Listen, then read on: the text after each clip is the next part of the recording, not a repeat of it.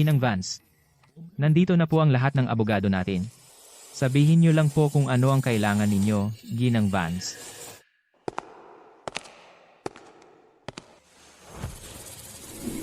Dalawang bagay. Gusto kong magdiborsyo. Gusto kong umalis ang asawa ko sa kasal nang walang anumang makuha. Nauunawaan po, bago kayo dumating, naisapinal na namin ang lahat ng ari-arian sa pangalan ninyong dalawa. Real estate, stocks, funds, offshore trusts pati ang mga mamahaling kotse sa pangalan niya. Mababawi natin ang lahat. Pero tungkol sa custody ng anak ninyong babae. Sa kanya mapupunta ang custody ng anak ko. Kung maaari, gusto kong legal na putulin ang lahat ng ugnayan sa kanya. Ginang Vance, maaaring maging mahirap iyan kung iisipin ng hukom na kusang loob mong binigay ang legal na pangangalaga. Maaaring makasama ito sa kaso ninyo sa paghahati ng ari-arian. Iyan ang problema ninyong lutasin, hindi akin. Akala ng lahat, wala akong puso, pero walang nakakaalam na matagal ng bulok ang pamilyang ito. Ang anak ko, wala siyang iba kundi isang parasito na aking pinalaki. Anong silbi ng pagpapanatili sa kanya? Isang linggo ang nakalipas. Chloe, tingnan mo ang lahat ng masasarap na pagkain na inihanda ng nanay mo para sa iyo. Lagi akong abala sa trabaho. Ngayong tapos ka na sa mga exam mo, kailangan nating pakainin ng maayos ang katawan mo. Nanay, magkano ang halaga ng lahat ng pagkain na ito? Ah, wala yan. Ilang libong piso lang. Basta't magustuhan mo, yun lang ang mahalaga. Ito, kumain ka na. Ikaw na lang ang kumain yan. Hindi ko kaya. Anong problema? Hindi mo gusto? Noong hihiram ako ng pera para sa pagpapagamot ni Leo, hindi ka nagbigay ng kahit isang sentimo. Pero ngayon, para lang sa isang kalokohang pagkagusto, gugugol ka ng ilang libong piso sa pagkain ng walang pag-aatubili? Paano ka nagkaganon kasakim at kalupit? Ano? Ako ang tinatawag mong sakim at malupit. Ano pa ba ang tawag doon? Naghihirap si Leo sa bahay ngayon dahil hindi niya kayang magpagamot at gusto mong umupo lang ako rito, kakain ng mamahaling pagkain, at magsasaya? Hindi ba't guilt trip lang ito? Kung hindi yan pagiging makasarili, ano pa? Chloe Brooks, huwag mong subukang guilt-trippin ako. May sakit ang pinsan mong si Leo. Ako ba ang dahilan ng kanyang sakit? Ako ba ang nagpahirap sa kanya?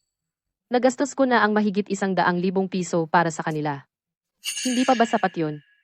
Wala lang sa'yo ang mahigit 100,000 piso, di ba? Oo, wala lang sa akin ang mahigit 100,000 piso. Para sa pagpapagamot ni Leo ang perang yon. Pero sila, ginagamit nila yon para maglakbay at magsaya. Kumakain, umiinom, nagpapakasaya. Bakit sila ang nakakagawa niyon? Nanay, sabi ng doktor, kailangang manatiling masaya si Leo. Kaya ang paggawa ni Auntie Sarah ay para sa kanyang kapakanan. Tama na. Huwag mong sabihin hindi totoong may sakit si Leo. Kahit na totoong may sakit siya, wala siyang perang pangpagamot. Kasalanan ko ba yun? Sisihin mo ang tatay niyang lasenggo at sugarol. At ang nanay niyang tamad ng mahigit 1 dekada. Nanay, paano mo nasabi yon? Magkakapamilya tayo. Ikaw, paano ka naging ganito kasakit? Tatay, naririnig mo ba ito?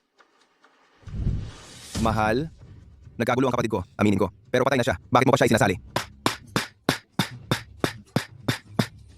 Tungkol naman kay Sarah, nasa bahay lang siya para alagaan ang mga bata. Ano pa bang magagawa niya? Ikaw, respetuhin mo naman ang hipag ko. Ito ang asawa ko. Si Sarah lang ang iniintindi niya. Oo, sobrang hirap na ng pamilya ni Leo. Tapos ganyan ang sasabihin mo? Wala kang puso. Wala akong awa. Noong nakaraan, may dala kang asong kalye. Sabi mo kawawa.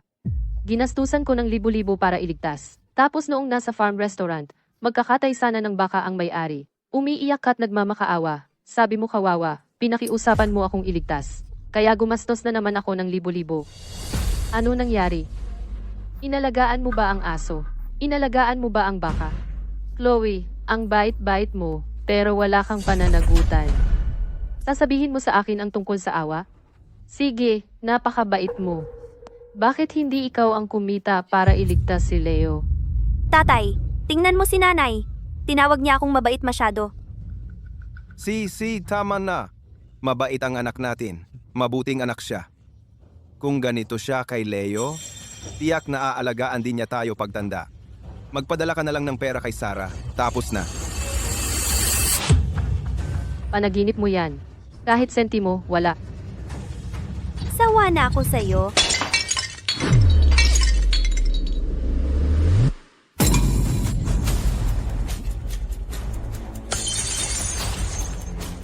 Kung hindi ka magpapadala ng 1,000,000 piso kay Leo, mag-aayuno ako, mamamatay ako, panunumpaan ko. Chloe, anong ginagawa mo? Hoy, Tatay, sinuntok niya ako. Anak kita, hindi ba kita pwedeng suntukin?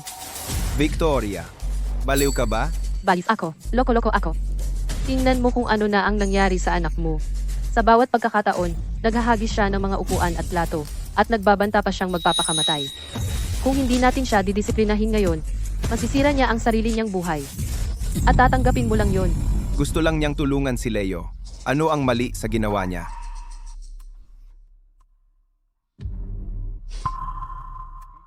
Anong pinagtatawanan mo? Richard, huwag mong isiping hindi ko alam. Hindi naman talaga may sakit ang pamangkin mo. Naghanap ka lang ng dahilan para makakuha ng pera sa akin. Para sustentuhan niyang tamad na si Sarah. Hindi ba tama yon? Anong kalokohan ang pinagsasabi mo? Sinisikap kong huwag masaktan ang damdamin mo. Ayokong ilantad ka. Pero sobra na ang ginawa mo ngayon. Ginagamit mo ang anak natin bilang panakot. Halimaw ka. Anong ibig mong sabihin na ginagamit ko ang anak natin? Ako ay... Ano naman kung hindi talaga may sakit si Leo? Ano naman ang masama sa pagbibigay sa kanya ng kaunting pera? O pagtulong sa kanya ng kaunti? Ito ba ang mabuting anak na pinalaki ko? Sige. Tigilan na ang pagtatalo. Mahal, kahit ayaw mong magpadala ng pera kay Sarah, hindi mo dapat sinasaktan ang anak natin. Ganoon ba talaga kahalaga sa iyo ang pera? Sa paningin mo, mas mahalaga ba ang pera kaysa sa sarili mong anak? Tumahimik ka. Hayaan mong linawin ko ito. Mula ngayon, wala siyang makukuhang kahit isang kusing sa akin. Mas gugustuhin kong ibigay ang perang yon sa mga asong kalye kaysa magbigay ng 1 sentimo sa kanila. Napakasakim mo. Ang isang sakim at mapanirang tao na tulad mo ay hindi karapat-dapat maging ina ko. Hindi ako karapat-dapat. Humanap ka ng ibang karapat-dapat. Richard, maghiwalay na tayo. Sa iyo ang kustodiya ng anak. Ayokong makita kayong dalawang tanga muli kailanman. Mahal, anong nangyayari? Paano mo nasabi yan sa harap ng anak natin? Hindi lang basta salita, seryoso ako. Gusto kong maghiwalay.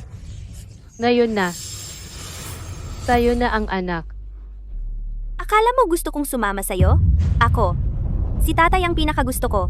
Ang taong makasarili at mapanira katulad mo ay hindi karapat-dapat maging nanay ko. Umalis ka na lang. Narinig mo siya. Mahal, nagsasabi lang yan ng hindi naman totoo. Huwag mong isapuso. Umusog ka.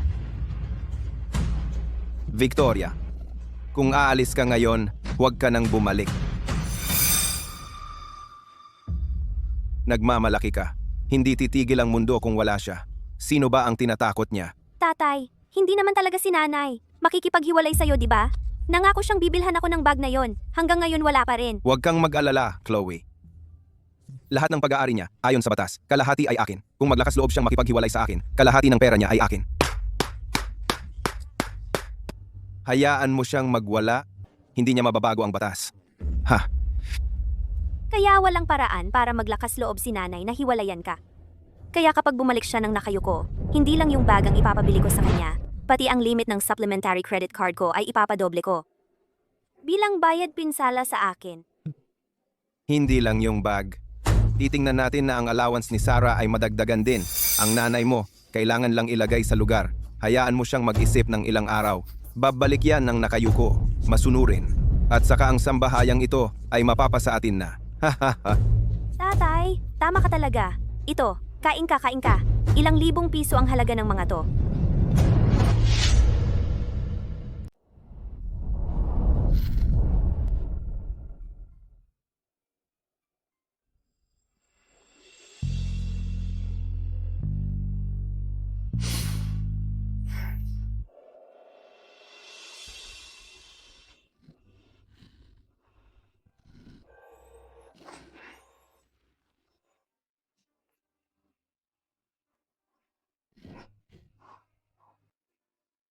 Victoria, kumain ka muna. Akin na ang sanggol. Halika, honey. Nandito na si Daddy. Ingat. Tingnan mo, kamukha ng mata mo. Magiging katulad mo siya. Paglaki niya, matalino at maganda. Nandito si Mommy, honey. Ingat, ingat. Ayan na siya. Ayan. Ha ha ha. Tingin dito. Wow! Ang galing! Ang ganda. Pasensya na. Pasensya na, honey. Sabi ng doktor. Nawala ang sanggol natin. Shh, okay lang. Shh, okay lang, honey. Basta okay ka, yun ang mahalaga. Pero ang doktor, sabi niya hindi na ako pwedeng magkaanak ulit. Ina, ayos lang iyan, Ina. Nandito pa rin ako. Aalagaan kita. Pangako. Ayos lang, Ina.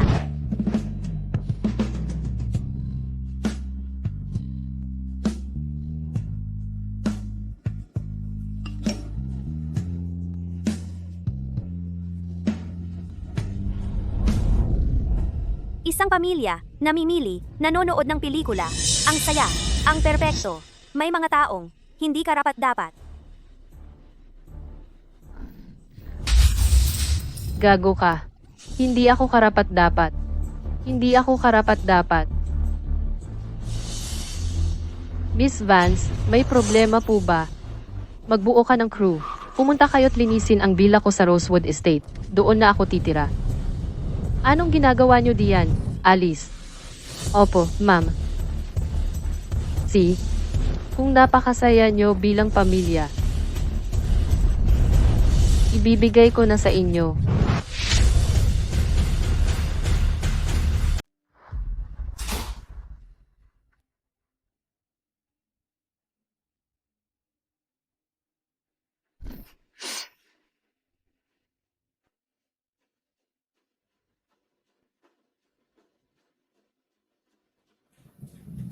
Sarah, ikaw at si Leo ay pwedeng tumira na lang at manatili sa bahay ko. Wala naman si Victoria dito. Halika rito, Leo. Talaga? Ay, ang galing naman. Kung ganoon, hindi na ako mag-aatubili. Leo, kung may kailangan ka, sabihin mo lang sa akin, ha? Maging komportable ka lang dito. Salamat, Chloe. Ay, ang bait talaga ng ating mahal na Chloe. Namana niya yan sa kanyang ama. Mabait ang puso. Richard, hindi naman talaga siguro gustong hiwalayan ka ni Victoria, di ba? Huwag kang mag-alala, Sarah. Nag-iinarte lang si Victoria. Hiwalay? Hindi niya kaya yan. Ay, baka menopause na lang ang nanay ko. Medyo nagiging mahirap lang. Ganoon lang yun. Bukod pa riyan, kung talagang hihiwalayan niya si Dad, hindi naman niya ako basta iiwan. Ayos lang yan. Malamang babalik din siya sa loob ng ilang araw. Pero paano kung ayaw na niya talaga kay Chloe? Hindi siya maglalakas loob. Pagkatapos ng huli niyang pagkalaglag, malinaw na sinabi ng doktor na hindi na siya pwedeng magkaanak. Kung isusuko pa niya si Chloe, maiiwan siyang mag-isa. Sino ang mag-aalaga sa kanya pagtanda niya? Matalino siyang babae. Maiisip niya yan. Richard Brooks, gago ka. Akala mo hindi kita hihiwalayan? Ah, oo nga. Yung pampalaglag na ibinigay ko sa'yo noon, pinainom mo talaga sa kanya? Matagal na yon. Bakit mo binabanggit ngayon? Yung gamot? Oo, ako ang nagbigay sa kanya. Kakabuntis pa lang niya noon. Sinabi niya sa akin na magkakaroon ako ng kapatid na lalaki o babae. Siyempre, ayaw ko yon. Ayaw ko nang may darating para hatiin ang yaman ng pamilya. Kaya ako na lang ang umasikaso. Pero yung gamot na yon, mabilis ang epekto. Dinala siya sa ospital ng gabing yon. Teka, ang pagkalaglag ko. Sila pala ang may gawa. Sige. Tapos na yon. Huwag na nating pag-usapan. Sa ilang araw, ika-18 kaarawan na ni Chloe. Plano kong maghanda ng malaking selebrasyon. Nakareserba na ako ng hotel. Tiyak na pupunta si Victoria, sigurado ako. Papalambutin ko lang ng kaunti at tapos na ang problema. Eksakto. Ito ang pinakamahalagang araw sa buhay ko at ako lang ang anak niyang babae. Paano niya malalampasan ang ganitong mahalagang araw? Richard Brooks, Chloe Brooks, kayong mga hayop. Sarah, Chloe, kain tayo sa labas para magdiwang. Ako ang bahala. Ayos! Tara, Leo, kain tayo. Dara na.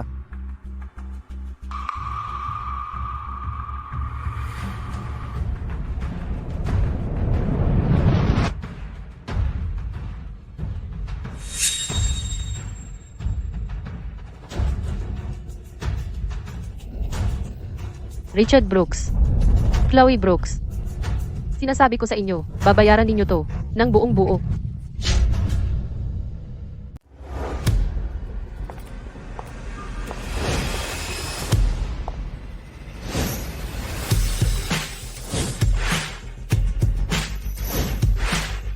Maligayang pagdating, Miss Vance. Maligayang pagdating, Miss Vance.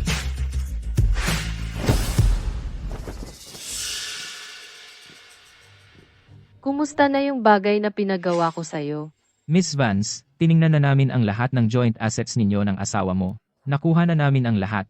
Sunod, kailangan na lang nating mag-file para sa diborsyo. Kumpiyansa kaming mapapaalis natin siya sa kasal ng walang anumang makuha. Pero pagdating sa pagputol ng ugnayan sa anak mo, baka komplikado iyon. Miss Vance, anak mo siya, pagkatapos ng lahat. Kung gusto mo lang, iwan ang kustodiya ng anak, talagang magagawa natin yon. Pero ang pagputol ng lahat ng ugnayan, hindi yun posible sa legal na paraan. Napakasakim at walang puso mo. Hindi ka karapat-dapat maging ina ko. Sabi mo mabilis ang bisa ng gamot na yon. Nasa ospital siya ng gabing yon. Chloe, anong lakas ng loob mong sabihin ako? Ay hindi karapat-dapat maging ina mo? Ang talagang hindi karapat-dapat ay ikaw. Kalimutan muna natin ang pagputol ng ugnayan. Bukod sa pag-iwan ng kustodiya sa kanya, gusto ko ring putulin ang lahat ng suportang pinansyal para sa kanya. Walang problema, magdi-18 na ang anak mo bukas, magiging legal adult na siya, wala ka ng utang na kahit isang kusing sa kanya. Mom, tapos ka na ba sa drama mo? Bukas na ang 18th birthday party ko sa penthouse ballroom ng Grandview Hotel. Hindi mo yon palalampasin, di ba?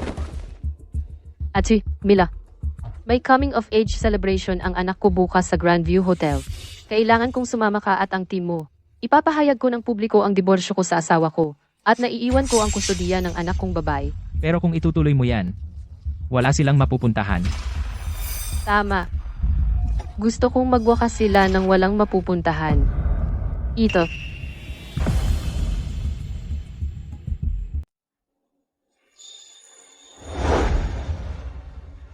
Chloe, hindi ba sobrang away na ang setup ng party na to?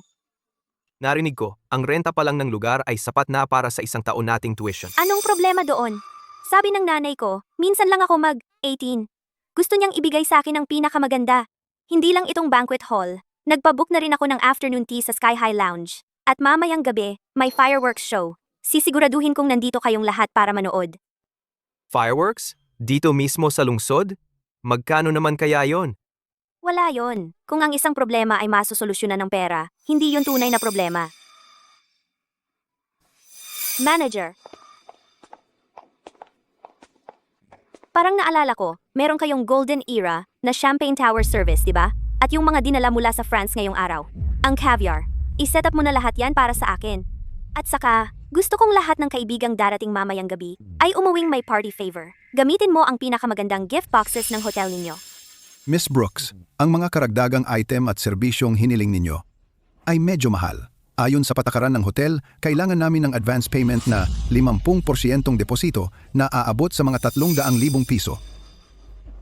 Akala mo hindi ko kayang bayaran yon? Heto, iswipe mo na lang.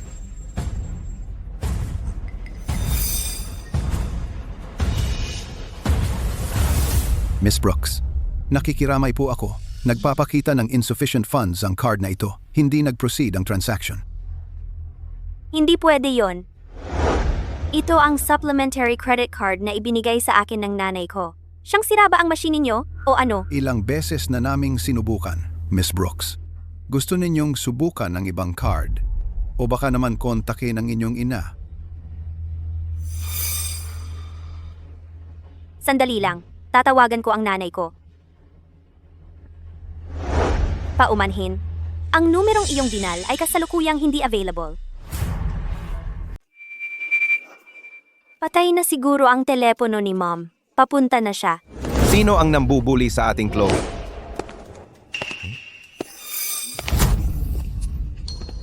Dad, Anong problema, Chloe?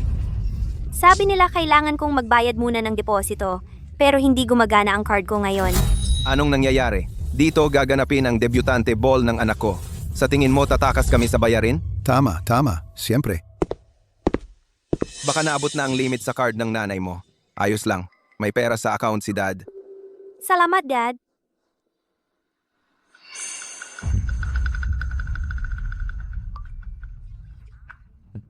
Salamat po. Chloe, ang ganda-ganda mo talaga ngayon. Para kang prinsesa. Ang sosyal ng banquet hall na ito. Malamang, malaki ang nagastos dito. Nagbibiro ka ba? Pagdating dito ni Mom, tiyak na babayaran niya ang lahat. Ay, tingnan mo ang nagawa mo. Paano ka naging pabaya? Lobo, gusto ko ang lobo. Anong big deal sa isang lobo? Pasensya na po, manager. Lobo. Magkano? Sagot namin. Mr. Brooks, Miss Brooks, tungkol sa florera na ito, pag-aari ito ng hotel. Ang amo namin ay nagpa-customize nito. Iisa lang ang ganito. Ang pagdala nito dito, kasama ang shipping, ay nagkakahalaga ng 188,000 piso. Magkano? 188,000 piso. Dad, 188,000 piso lang naman yan. Anong big deal? Tiyak na darating si Mom at babayaran yan. Sino ang nagsabing ako ang magbabayad?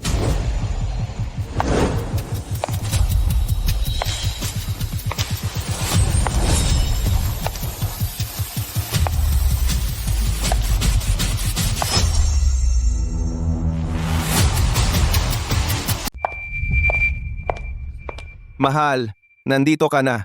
Alam kong darating ka. Tagapamahala. Tungkol sa nabasag na to, nalaman na ba natin kung sino ang may sala? Opo, ito pong batang bisita ang nakabangga sa poste at nakabasag. Mabuti. Ang nakabasag, siya ang magbabayad. Wala akong kinalaman dito. Naiintindihan ko po.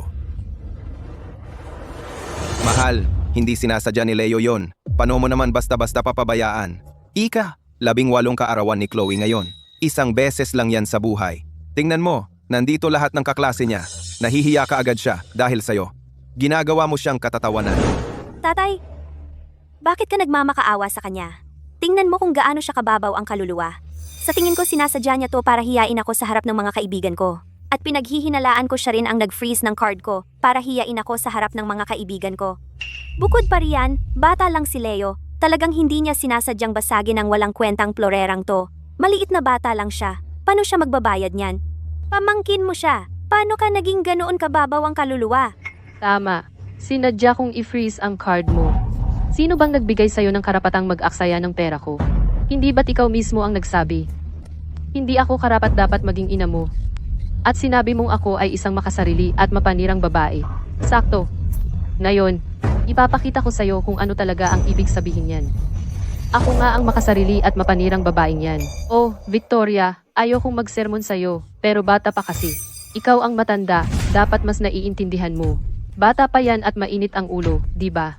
Bakit mo pa kailangang makipagtunggali sa kanya? Ikaw ang nakatatanda. Pakinggan mo ang payo ko. Ayusin muna natin ito. Okay, pamilya tayo. Walang samaan ng loob, di ba? Pamilya. Sino ang nagsabing pamilya tayo? Hindi kayo karapat-dapat. Ginamit mo ang peking medical records ng anak mo para lokohin ako ng mahigit 100,000 piso. Itinulak mo si Richard na ituring ako bilang personal niyang bangko. Araw-araw, ang isang tulad mo ay hindi karapat-dapat na maging bahagi ng pamilya ko. Tama na yan, Victoria. Ano ba ang punto ng pag-uungkat sa nakaraan? Kahit na nagkamali ang bata at kahit na mali si Sarah, Kailangan ba talaga ang lahat ng ito? pamilya pa rin tayo. Hindi ba natin ito napag-usapan ng pribado? Bakit mo pa kailangang gumawa ng gulo? Pamilya? Anong pamilya? Sa loob ng maraming taon, nagsama-sama kayong lahat, kumapit sa akin tulad ng mga linta, at sinipsip ako hanggang sa maubos. Nasiyahan kayo sa komportabling buhay na ibinigay ko, habang ginagamit ang pinakamasasamang salita para saktan ako. Ang pamilyang ito? Matagal na kayong nagtulungan at binulok ito mula sa loob. Ikaw ang nagwala para sa diborsyo. Ikaw ang nagwasak sa pamilyang ito. Sige, kung ganoon ang pagtingin mo, ibibigay ko ang gusto mo. Richard, opisyal na tayong diborsyado simula ngayon. At ikaw, sasama ka sa iyong ama. Tatay? Attorney Miller. Mr. Brooks, inatasan ni Miss Victoria Vance, opisyal akong naghaharap ng petisyon para sa diborsyo laban sa iyo.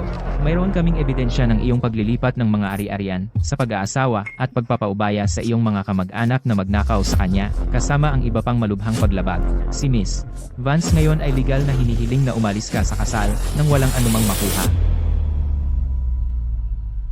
Hindi. Hindi. Miss Brooks, ang dokumentong ito ay isang pahayag. Ito ang ipinag-utos ni Miss Vance na ipakita sa iyo, isang pahayag ng kusang pagtalikod sa kustodiya ng anak. Iginiit ni Miss Vance at kusang tinalikdan ang lahat ng karapatan sa kustodiya ng anak sa iyo. Sa madaling salita, mula sa araw na ito, ang lahat ng bagay tungkol sa iyong buhay, edukasyon, at anumang mga utang ay hindi na niya problema. Mula ngayon, sa lahat ng bagay, kausapin mo ang aking abogado.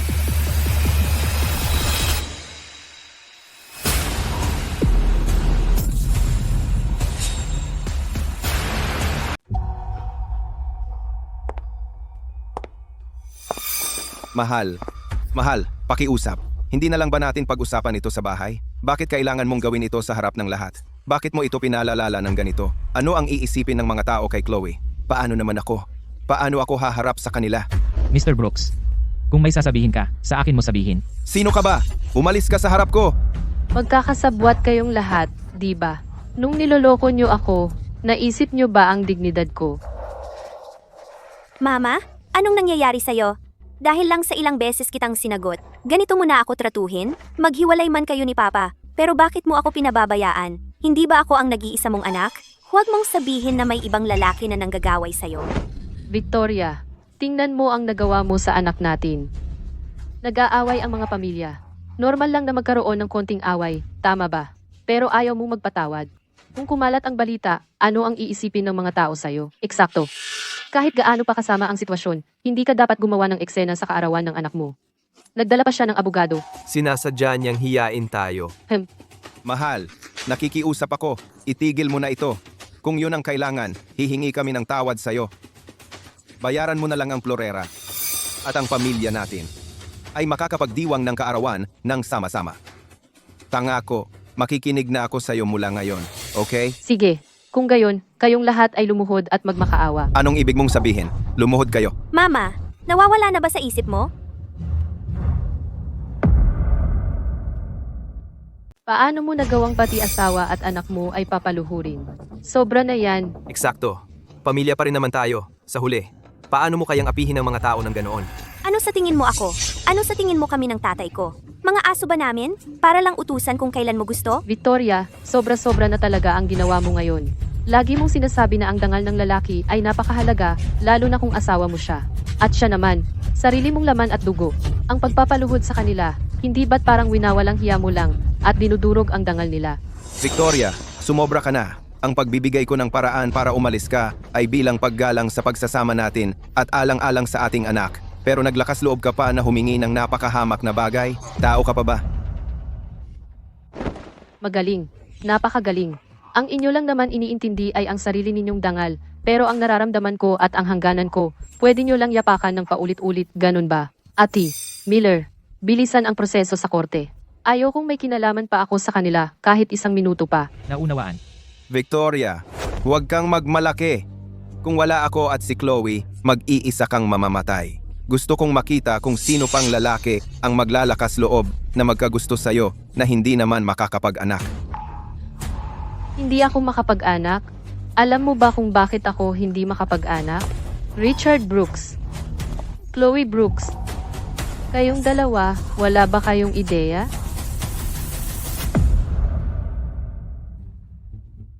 Anong ibig mong sabihin? Iyan ba ang sinasabi mo? Dahil sa mag-amang ito, kaya hindi siya nagkaanak? Diyos ko, kung ganoon nga ang totoo. Napakasama talaga ng mag-ama na iyon. Victoria, tumigil ka na. Tungkol sa huling pagkalaglag, aksidente lang iyon. Ayon nga mismo sa doktor, wala iyon sa amin. Dahil lang ayaw mo sa akin, isinisisi mo na ito sa akin? Wala naman akong sinabi. Bakit ka nagmamadali? May konsensya ka. Nanay, nagkamali ako. Bata pa ako noon. Hindi pa ako mature, magbabago ako. Pangako, magbabago ako. Huwag mo sanang hiwalayan si tatay. Huwag mo sanang iwan ako. Victoria, nagkamali kami noon. Humihingi kami ng tawad sa iyo. Si Sarah, hindi siya nakakita ng malayo. Si Richard, tanga siya. Si Chloe, hindi niya naintindihan. Pero tao lang tayo, nagkakamali, di ba? Tama ba? Pakiusap. Bigyan mo lang kami ng isang pagkakataon. Bigyan mo ng pagkakataon ang pamilyang ito na magtama. Para sa akin ba talaga ang mga luha mo? O para sa marangyang buhay na mawawala sa iyo? At ikaw, laging may plano para ubusin ang lahat sa akin. Ngayon ka lang marunong magmakaawa. Ngayon ka lang natakot. Noong panahong iyon, Nasa ospital ako, nawawalan ng anak. Ano ang ginagawa mo? Kinuha mo ang pera na pinaghirapan kong kitain at ginastos mo ng lahat.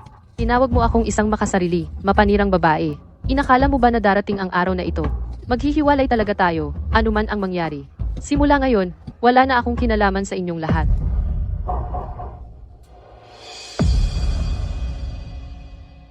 Tigilan mo ang pagpapanggap na biktima ka. Yung pangyayari noon, kasalanan mo yan dahil sa katangahan mo. Ito lang ay maliit mong paghihiganti. Ginagantihan mo kami dahil ginastos namin ang pera mo. Ang mahalaga lang sa'yo ay ang pera mo. Tama. Tama si Chloe. Galit ka lang sa amin dahil ginastos namin ang pera mo. Kaya kahit anong dahilan, itinapon mo kami. Wala ka na bang konsensya? Ano naman kung gumastos ng konti ang pamilya? Ngayong mayaman ka na, minamaliit mo na kami. Ang sarili mong mahihirap na kamag-anak, wala ka na bang hiya? Ginastos ninyo ang pera niya at nawalan siya ng pagkakataong magkaanak. At kayo pa ang may ganang sisihin siya. at ikaw, Sarah, ikaw ang nangloko ng mahigit 100,000 piso para sa bakasyon, di ba? Anong karapatan mong tumayo dito at magsigaw? B. Tumahimik ka. Ano ba ang alam mo? Ate, Mila, tapos na ako. Mr. Brooks. Ayon sa utos ni Miss Vance at sa mga katotohanang inilahad, ang proseso ng diborsyo at pagpapaubaya sa kustodiya ng anak ay sinisimulan na ngayon. Kailangan ninyong lumisan sa bilang ito sa loob ng 3 araw. Ito ay ari-arian ni Miss Vance bago ang kasal. Kapag hindi sinunod, kami ay hihiling sa korte ng sapilitang pagpapaalis. Hindi ninyo ito magagawa. Hindi ka pwedeng maging ganito kalupit. Hindi ako aalis. Ito ang tahanan ko. Ang tahanang tinitirhan ko mula pagkabata. Bakit ako aalis? Hindi ako pupunta kahit saan. Anong gagawin ninyo tungkol dito? Hayaan mong makita ng lahat kung gaano ka walang puso sa sarili mong anak. Sige, idemanda mo ako. Hayaan mong makita ng lahat kung paano mo pinahamak ang asawa mo at ang sarili mong anak hanggang sa mamatay. Chloe Brooks, gusto kong malaman mo na ang bahay na iyon ay palaging akin. Bawat piye na tinirahan mo, bawat ginhawa na tinamasa mo, ay pinaghirapan itong makasarili, mapanirang babae sa pamamagitan ng sarili kong dugo, pawis at luha. Gusto kong malasahan mo kung ano ang pakiramdam ng mawalan ng lahat ng suporta, nang maging wala ka talagang wala. Ati, Miller, umalis na tayo.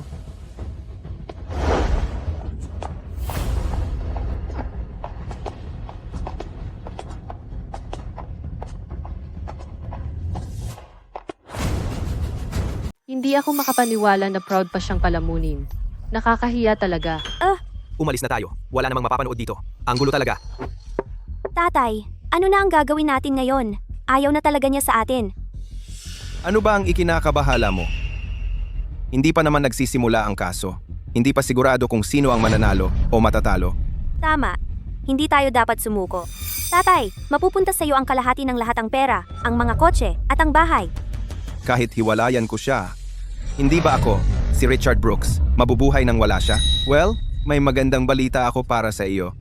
Nakakuha lang ako ng investment. Malaki ang potensyal ng proyektong ito. Gagawa ako ng malaking comeback. At pagkatapos, pabubutihin ko ulit ang buhay ninyong dalawa. Talaga, Richard? Siyempre, sa kakayahan ko, ang pag-aalaga sa inyong dalawa ay napakadali lang. At ikaw, Chloe, hindi ko hahayaang may manggulo sa iyo. Tatay, mayroon din akong magandang balita para sa iyo. Natanggap ko na ang liham ng pagtanggap mula sa Jiangcheng University at isang full scholarship. Kahit wala siya, si Victoria Vance, kaya kong umasa sa sarili ko. Sino ba ang may pakialam sa maruming pera niya? Eksakto. Mr. Brooks, Miss Brooks, excuse me. Ito ang panghuling bill para sa handaan. Kasama ang bayad sa venue, bayad sa catering service, at ang bayad pinsala para sa antigong florerang porselana. Kabuuan ay 2,800,000 piso. Ano? Magbabayad ba kayo gamit ang card? Ano? 2,800,000 piso? 2,800,000 piso? Nagnanakaw ka ba? Paano naging ganito kamahal? Sigurado kayong hindi kayo nagkamali ng kalkula? Miss Brooks, narito ang detalyadong bill. Hindi ka naniniwala? Tingnan mo mismo, isa-isa. Richard, anong gagawin natin? 2,800,000 piso. Saan tayo kukuha ng ganoong kalaking pera? Wala akong ganoong halaga ng pera sa akin ngayon. Diyos ko, wala na tayo. Victoria, ang galing naman nito. Ano na ang gagawin natin ngayon?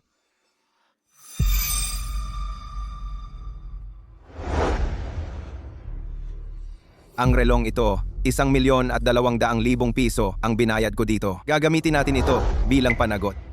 Mayroon ka pa bang iba? Ano mang may halaga? Iabot mo para mabayaran ang utang.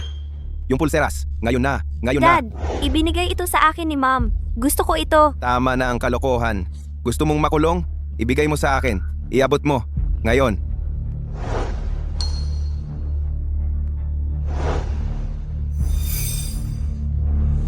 Richard, kakabili ko lang ng bag na ito. Ilang beses ko palang nagamit. Ano sa tingin mo ito? Bibilhan kita ng bago mamaya. Iabot mo. Ngayon.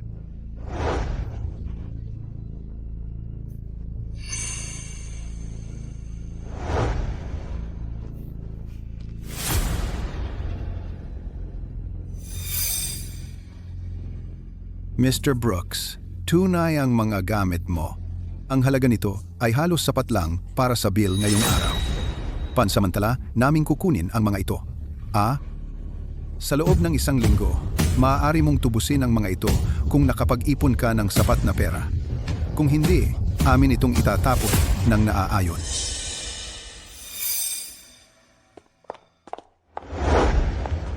Victoria, kasalanan mo ang lahat. Ikaw ang dahilan kung bakit tayo napunta sa ganito. Nawalan ako ng lahat ngayong araw. Inihiya mo ako. Hintayin mo lang. Gagawin kitang magsumamo at humingi ng awa sa akin. Pagsisisihan mo ang lahat ng ginawa mo ngayong araw.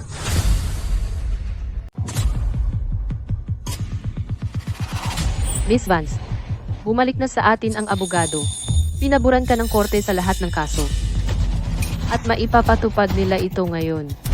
Kailangan nang umalis ng asawa mo sa bahay. Maligayang bati, Miss Vance. Malaya ka na sa wakas. Pinili ko ang buhay na iyon. At pinipili kong iwanan ito. Ngunit ang diborsyong ito ay unang hakbang lamang sa plano ko. Unang hakbang lamang. Kaya, ano ang susunod na gagawin? Maghintay ka lang. Nagsisimula pa lang ang tunay na palabas. Richard, tungkol sa relasyon natin, paano kung malaman nila? Tandaan mo ito. Hindi nila dapat malaman, kailanman. Leo, susunduin kita mamaya. Anong ginagawa ninyong dalawa? Wala lang. Auntie Sarah mo ay napansing masakit ang balikat ng tatay mo. Hinihilot lang niya ako. Oo, napapagod na talaga ang tatay mo nitong mga nakaraang araw. Gusto ko lang siyang himasin. Bakit hindi pa handa ang hapunan? Nagugutom na ako. Karaniwan sa oras na ito. Handa na ang hapunan, Mom. Chloe, hindi ako magaling magluto. Karaniwan, nag-order lang ako ng pagkain. Paano kung mag-order na lang ulit tayo ng pagkain? Kalimutan ang pag-order. Isasama ko kayong lahat sa isang piging para ipagdiwang ang simula ng bagong buhay natin. Gusto kong pumunta sa pinuntahan natin noong nakaraan. Mr. Brooks, nagkita na naman tayo. Mr. Brooks. Aba, sino ba ito? Mr. Brooks. Sa ngalan ni Miss Vance, batay sa paunang pasya ng korte, kailangan mong lumipat ngayong araw. Ang ari-arian na ito. Narito ang mga legal na dokumento. Tingnan mo, may body camera kaming nagre-record ng buong proseso. Ngayon, hindi ka maaaring seryoso. At T. Miller, may pagkakamali ba? Ang bahay na ito ay ari-arian ng mag-asawa namin. May karapatan ako sa isang bahagi. Mr. Brooks, ibinapakita ng titulo ng ari-arian na ang ari-arian na ito ay buong binayaran ni Miss Vance bago ang kasal. Ito ay kanyang personal na ari-arian. Hindi ako aalis kahit saan. Ito ang aking tahanan. Hindi ako aalis. Nasaan si Mama? Kunin mo si Mama rito. Ngayon din. Miss Brooks, huwag mong gambalain ang utos ng korte. Kung tatanggi kang lumisan, gagawa kami ng mga aksyong pagpapatupad. Ano ang gagawin nila? Seryoso ba silang pipilitin tayong matulog sa kalye? Richard, gumawa ka ng paraan. Bilisan mo. Papa, Mag-impake na tayo ng ating mga gamit. Salamat sa iyong kooperasyon, Mr. Brooks. Papa,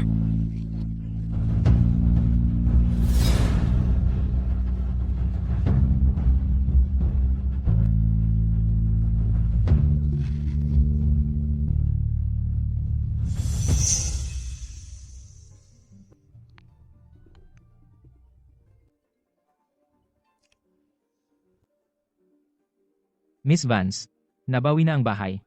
Nakalagay na ang selyo ng pagpapatalsik. Magaling, Ate Miller.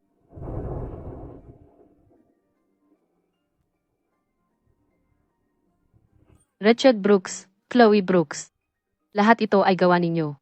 Kayo ang may kagagawan nito. At may mas marami pang sorpresa na naghihintay sa inyo.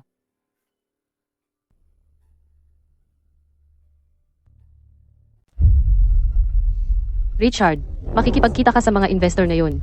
Siguraduhing ibigay mo ang lahat. Ang buong pamilya ay umaasa sa iyo ngayon. Richard, Huwag kang mag-alala.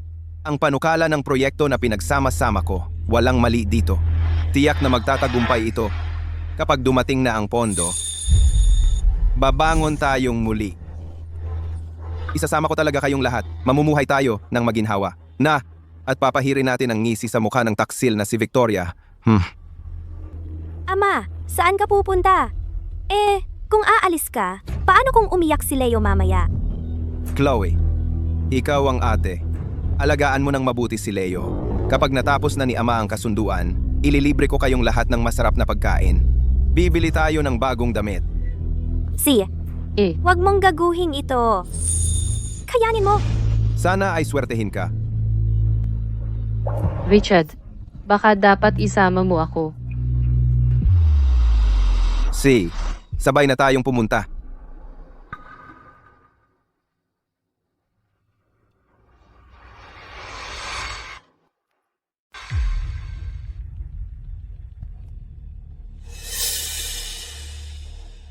Mr. Henderson. Ginoong Henderson. Ito po ang panukala ng proyekto namin. Ang potensyal ng merkado dito ay napakalaki talaga.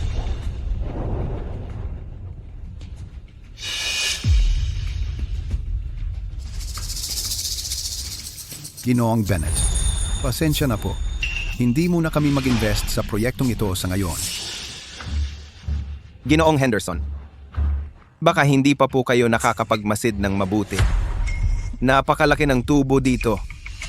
Pakiusap, tingnan nyo lang po ng mas malapitan. Mr. Henderson, matagal na pong inalay ni Richard ang kanyang puso sa proyektong ito sa napakatagal na panahon. At hindi ba't nangako ka na mag-invest ka? Bakit biglang nagbago ang isip mo? Huwag mo nang pag-aksayahan ng panahon. Sinabi kong hindi at ibig kong sabihin ay hindi. Pero bakit?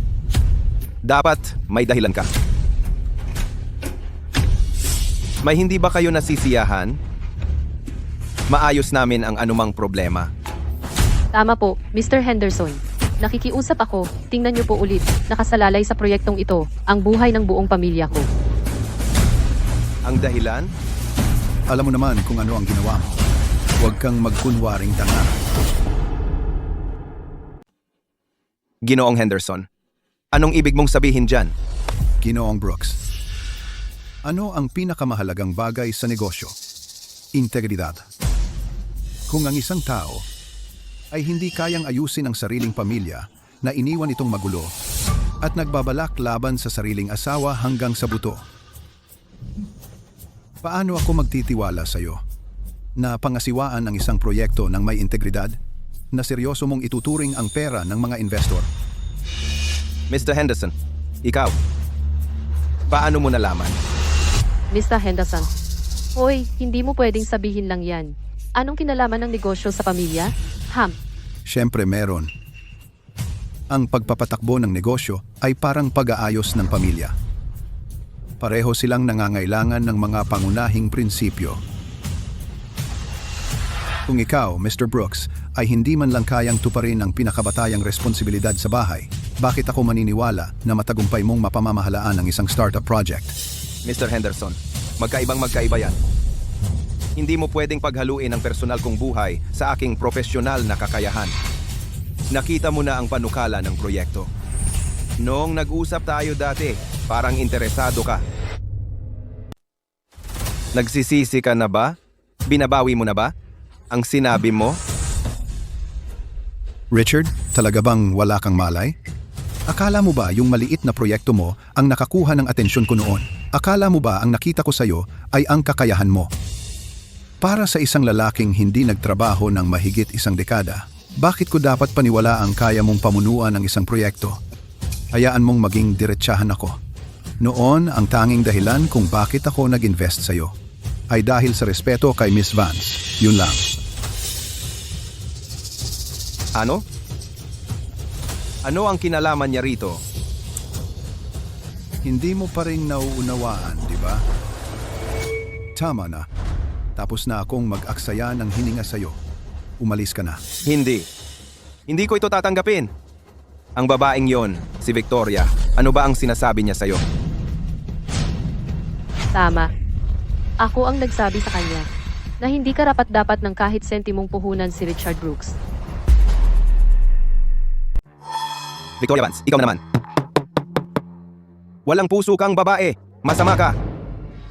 Ipinatigil mo ang mga card ko. Kinuha mo ang bahay ko. Inihiya mo ako sa harap ng lahat at hindi pa rin iyon sapat para sa iyo. Kahit ang huling pag-asa ko, pinuputol mo. Iyon na ba iyon? Hindi ka masisiyahan hanggat hindi ako patay? Ganoon ba? Victoria. Sige na, Victoria. Hindi mo magagawa ito sa akin. Ibinabalik ko lang ang nararapat sa akin. Gusto kong maintindihan mo. Kung wala ako, si Victoria Vance, wala ka.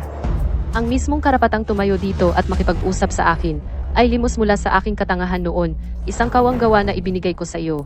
Naiintindihan mo ba? Kung hindi ako ang nag-alaga sa tahanan, hindi ka sana nasa kinaroroonan mo ngayon. Bawat sentimo na kinita mo ay galing sa akin. At ngayon, ako pa ang kalaban mo. Richard Brooks, iminumungkahi kong tipirin mo na lang ang iyong hininga. Mula sa wala itinayo ni Miss Vance ang kanyang imperyo. Nang itatag niya ang Vance Group, nasa bahay ka lang at nagpapahinga. At hindi ka pa rin nasiyahan. Sinubukan mo ang lahat ng paraan. Nakipagsabuatan ka pa sa mga ibang tao at patuloy na nagbabalak laban sa kanya. Miss Vance, hanggang ngayon, tiniis ka niya. Iyon na mismo ay maituturing na. Sobra-sobra na. Naiintindihan mo ba iyon? Vance Group. Kaya ikaw pala si Miss Vance mula sa Vance Group. Ano pa nga ba ang iniisip mo kung bakit ako nakatayo rito? At nakikinig sa kalokohan mo? Richard Brooks. Bulag ka talaga, tanga. Si Miss Vance ang namamahala sa isang malaking kumpanya. Kahit kaunting bagay lang na mahulog sa kanyang mga kamay ay sapat ng buhayin ka habang buhay. Ikaw? Ikaw pa ang sumira nito. Kanino ang sisi?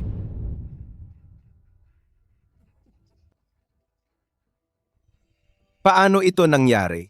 Paano ito nangyari? Paano itong nangyari? Richard, hintayin mo ako.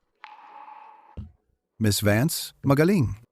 Ang ganyang klaseng lalaki, sabi ko sa'yo, hindi karapat-dapat kahit isang segundo ng oras mo.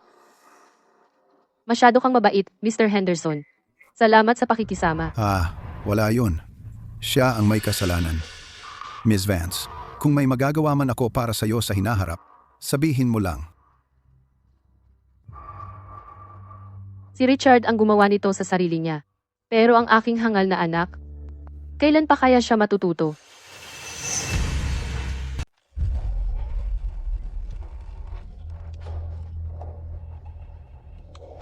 Leo, tumahimik ka. Pwede ba? Tigilan mo yan. Hihinto ka ba?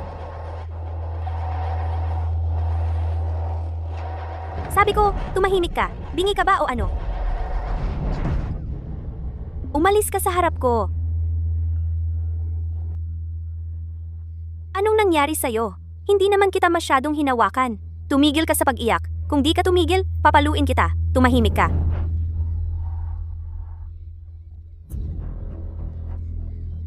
Nanay, Chloe, sinaktan niya ako. Chloe, ano ba ang ginagawa mo? Bata lang si Leo. Paano mo siya napalo? Pinsan mo siya. Hindi ko siya sinaktan. Tinulak ko lang ng konti. Yun lang. Nadulas lang siya. Bakit ako ang sinisigawan mo? Kung matapang ka, sa nanay ko ka magalit?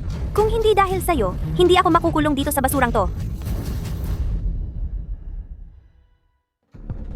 Richard, tingnan mo ang anak mo. tama na. Tigil. Pwede bang bigyan niyo ako ng konting katahimikan? Tatay, Dahil ba nabigo ang investment deal? Pasensya na. Bigo ako. Hindi ko dapat hiniwalayan ang nanay mo. Anong nangyayari? ano sa palagay mo ang nangyari? Yung baliw na babae, ang nanay mo. Sinira niya ang proyekto ng tatay mo. Nanay ko!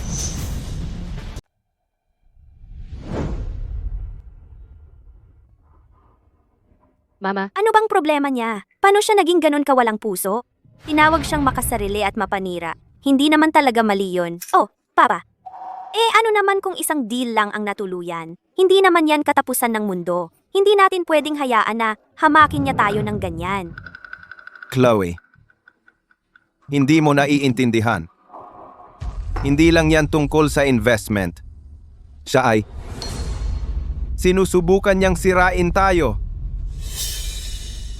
Papa, hindi ba't napagkasunduan natin? Na umasa sa sarili natin? Na maging self-sufficient? At magtagumpay para mapatunayan sa kanya? Hindi tayo pwedeng sumuko ngayon? Chloe, madali para sa'yo ang sabihin yan. Pero ngayon, halos wala na tayong makain. Totoo yung problema. Anong self-sufficiency? Tungkol sa pera, huwag kang mag-alala.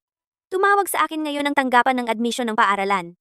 Sabi nila, ang scholarship at liham ng pagtanggap ay ayos na lahat. Pupunta ako bukas para pirmahan ang mga papeles at agad na mapupunta ang pera sa account. Scholarship? Isang full scholarship, tungkol naman sa pera. 300,000 piso iyon, isang bagsakan. 300,000 piso. Diyos ko.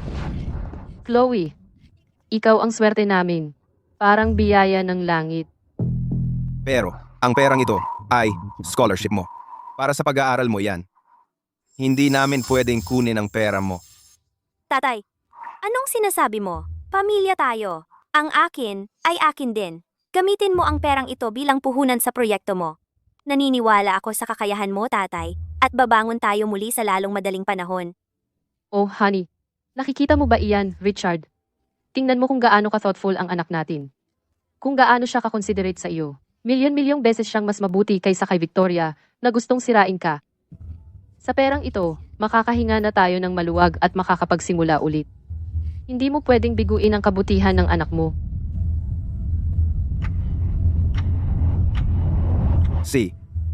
Ang buti-butihing anak ko, hindi sayang ang pagpapalaki ko sa iyo.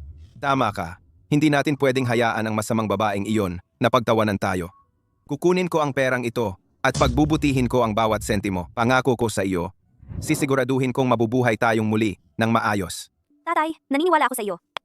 Alam kong kaya mo.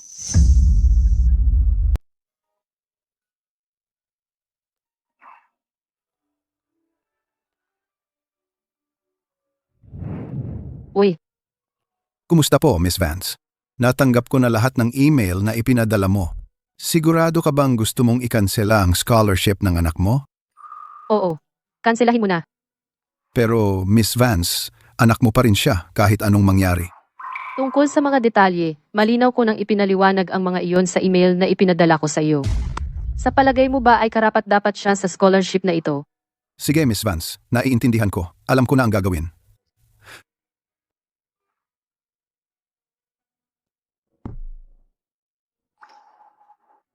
Chloe Brooks, sana ay maintindihan mo na ito ay isang hadlang na dapat mong harapin sa iyong paglaki. Sino ang mag-aakala na ang isang kagaya ni Miss Vance na mabait ay magkakaroon ng isang walang utang na loob na anak? Nakakalungkot talaga.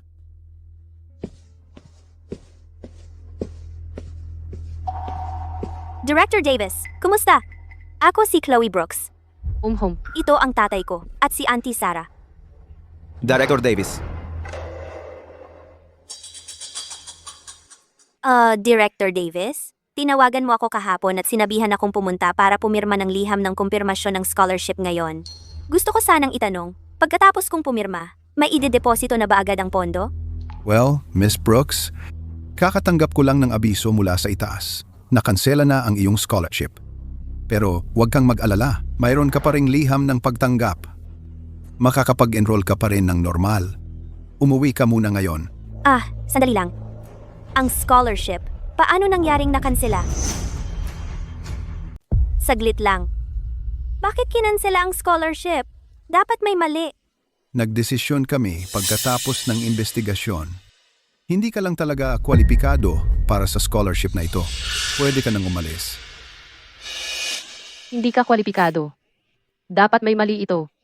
Top-notch ang mga grado ni Chloe. Paano siya hindi kwalipikado? Director Davis, hinihingi namin ang paliwanag. Huwag mo kaming basta-basta tatanggihan sa hindi kwalipikado. Ang pagtanggap ng scholarship ay hindi lang tungkol sa mga grado. Personal na karakter, background ng pamilya, at pagpapahalaga ay isinasaalang-alang. Kaya, batay sa aming investigasyon, ang estudyanteng si Chloe Brooks ay hindi umabot sa pamantayan ng kwalifikasyon. Ano ang problema sa karakter ko? Ano ang problema sa pamilya ko? Imbestigahan mo ako? Director Davis, ano ba ang nangyayari? Mabuti pang ipaliwanag mo ang sarili mo. Tama. Ano ang nagawa ng aming Chloe na mali? Nakatanggap kami ng maraming hindi kilalang reklamo. Sinasabi ng mga reklamo na si Chloe Brooks ay may malubhang problema sa paghawak ng mga relasyon sa pamilya at pagtrato sa kanyang mga magulang at nakatatanda. Sumasalungat ito sa buong layunin ng aming scholarship na ang layunin ay hubugin ang mga taong mapagpasalamat at disente. Malinaw na paninirang puri ito. Sino ang nag-ulat nito? Sino? Director Davis, seryoso ka bang kukuha ng ilang hindi kilalang reklamo at basta na lang bawiin ang scholarship ng anak ko? Hindi ba't medyo padalos-dalos iyon? May sarili kaming mga paraan upang patunayan ang mga bagay. Hindi ko ito binabanggit ng tahasan dahil sinusubukan kong bigyan kayo ng konting mukha. Nakuha mo? Alam ko. Siguro si Victoria. Ang babaeng iyon, si Victoria, nasa likod nito muli. Ginang, bantayan mo ang iyong pananalita. Ito ay desisyon ng paaralan, hindi desisyon ng isang individual. Sigurado ako na nasa likod niya ito. Siya ang gumawa nito. Wala akong pakialam. Tatay. Ano ang gagawin natin? Wala akong pakialam. Miss Brooks, huminahon ka. Paaralan ito. Huli na lahat. Kailangan nating panatilihing anonymous ang nagreklamo. Kung magpapatuloy kang magwala ng ganyan, kailangan kong pag-isipang muli ang pagbawi sa liham ng pagtanggap na iyon. Tatay! Director Davis, lagi namang top of the class ang anak ko. Alam yan ng lahat. Huwag naman po kayong maniwala agad sa isang panig lang. At itapon ang mahigit isang dekada ng pagsisikap niya. Patas ba yan? Director Davis, ang scholarship na ito ay hindi lang tungkol sa pera. Patunay yan na karapat-dapat ako. Hindi niyo pwedeng basta kanselahin yan. Tama na. Tigilan ang pagdadahilan. Hayaan nyo, diretsahan na ako. Ang inyong ina mismo ang nagreklamo at tungkol sa mga paratang niya pagkatapos ng aming investigasyon. Na-verify namin ang bawat isa. Miss Brooks, kailangan mong tingnan mabuti ang sarili mo. Isipin mo ang mga ginawa mo sa sarili mong ina. Anong klaseng anak ang gumagawa niyan? Nagsisira ka ng pinggan? Nagbabantaan ng pagpapakamatay. Lahat para lang makakuha ng pera para sa pamilya ni Auntie Sarah. Ang tatay mo ay taon nang walang trabaho. Umaasa sa suporta ng inyong ina. Pero nagbabalak ka pang kunin ang pera niya. Hindi ba yan ang totoo? Nagpapakapagod ang inyong ina para buhayin ang pamilyang ito. Pero sa mga salita mo, naging masama at makasarili siya. Hindi ba yan ang totoo? Kailangan pa bang ipaliwanag? Kailangan bang ilantad ang maruming damit ng pamilya nyo dito mismo sa opisina ko? Sabihin mo nga, sa totoo lang, karapat-dapat ka ba sa scholarship na ito? Ang scholarship na ito ay para gantimpalaan ang mga estudyantong may mabuting ugali at mataas na grado at marunong tumanaw ng utang na loob. Hindi para palakihin ang isang makasarili at walang utang na loob na paslit. Pero Mga pribadong usapin ng pamilya yan. At si Victoria ang nagsimula. Mayaman siya, pero kuripot at malupit. Director Davis! Personal na atake yan. Paninirang puri yan. Ire-report kita. Gusto kong makausap ang principal. Magkakasabot kayong lahat para ako'y bulihin. Wala akong pakialam. Haharapin ko siya ng personal. Dito lang ako.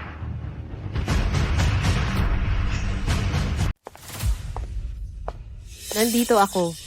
Anong gusto mong pag-usapan? Chairman. Alam kong ikaw yon. Bakit ba gusto mo akong sirain? Hanggang sa mamatay ako, saka ka lang masisiyahan? Chloe, hindi ba't nararapat lang yan sa'yo? Ang lakas ng loob mong ituro ang mukha ko at akusahan akong makasarili at mabagsik at nang sabihin mong hindi ako karapat-dapat maging ina mo, may naramdaman ka bang kahit kaunting konsensya? At isa pa, kinuha mo ang card na ibinigay ko at inaksaya ang pera. Nagsabuatan kayo ng tatay mo at ng napakaganda mong tita Sara, naghanap ng lahat ng paraan para ilipat ang pera ko sa kanyang walang kahon-kahong hukay. Naalala mo ba kahit minsan na ako ang ina mo? Ako! Nagkamali ako. Bata pa ako noon at tanga. Teka, nanay kita. Hindi mo ba ako mapapatawad? Kailangan mo bang gawin ito para makaganti? Patawarin ka? Chloe, binigyan kita ng mga pagkakataon. Pero ginawa ninyong kahinaan at kawalan ng kakayahan. Ang pagtitiis at kabaitan ko. Gayun pa man, hindi mo pwedeng basta-basta kansilahin ang scholarship ko. Chloe Brooks, sa tingin mo ba talagang pinaghirapan mo ang scholarship na ito ng mag-isa? Director Davis, ipaliwanag mo sa kanya. Ang scholarship ng paaralan ay itinatag ni Miss Victoria Vance, chairman ng Vance Group, noong nakaraang anibersaryo, na may $3 milyong na endowment. Ito ay partikular para sa paggantimpala at pagsuporta sa mga bagong estudyanteng mahusay sa ugali at akademya at may pagpapahalaga. Miss Vance bilang tanging donor at tagapagtatag ng parangal. Tungkol sa mga huling tatanggap ay may panghuling rekomendasyon at pag-apruba. Sa madaling salita, Chloe Brooks, natanggap mo ang scholarship na ito dahil inaprubahan ito ni Miss Vance. Ngayon, si Miss Vance ay gustong bawiin ang iyong scholarship. Bilang paaralan, dapat nating igalang ang kagustuhan ng donor. Malinaw na ba ito sa lahat ngayon? Ang nanay ko ang chairman ng Vance Group. Paano mo hindi pa alam yan hanggang ngayon? Chairman ng Vance Group. Isang scholarship na 3 milyong piso. Bakit hindi mo sinabi sa akin? Ha? Kahapon ko lang nalaman. Lahat ng kaklase ko, puro ang sasabihin ay kung gaano kagaling ang Vance Group. Tapos yung 300,000 ko. 3 milyon. Ikaw talaga, nagpunta ka pa't nagtatag ng bagong scholarship. Nababaliw ka na ba? May 3 milyong piso ka at ibibigay mo pa sa mga estranghero kaysa tulungan ang sarili mong pamilya. Victoria, kung hindi sinabi sa akin ni Mr. Henderson kahapon, hindi ko pa rin malalaman na ikaw pala ang chairman ng Vance Group. Bakit mo itinago sa akin? Bakit mo ako ginawang tanga ng mahigit 10 taon? Ano ba ang plano mo? Ano bang magiging pagkakaiba? Kung sinabi ko sa iyo, magpapakabait ka lang ba bilang isang mabuting asawa't ina? Titigil ka ba sa pagbabalak na makuha ang pera ko? Masasatisfy ka ba at titigil sa paghihingi ng higit pa? Chloe, kailangan mong maintindihan. Ang tanging dahilan kung bakit ka nakakuha ng scholarship ay dahil ikaw ay anak ni Victoria Vance. Ako ang naghanda ng daang ito para sa iyo.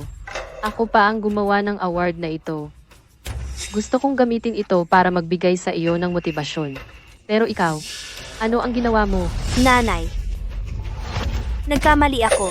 Ayaw ko na ng scholarship. Patawarin mo ako. Alam ko talagang nagkamali ako. Magpapakabait na ako mula ngayon, pangako. Babawi ako sa iyo. Chloe, may mga daan, kapag nagkamali ka ng liko, wala nang pag-uurungan. Mula ngayon, mag-isa ka na. Ikaw na ang bahalang mag-isip.